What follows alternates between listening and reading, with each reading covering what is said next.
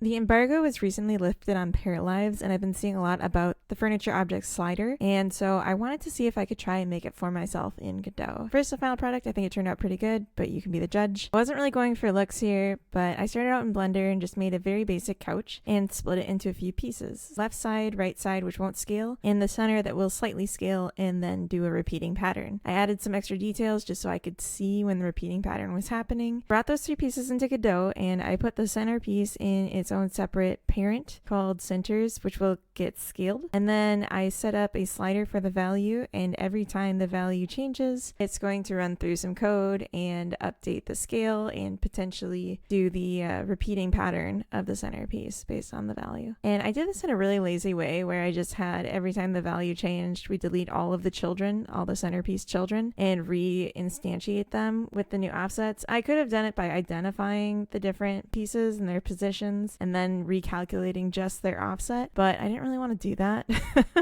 So it works this way. It's not the most performant. You could definitely do it better, but this is how it turned out, and I think it's pretty cute and kind of fun to slide around.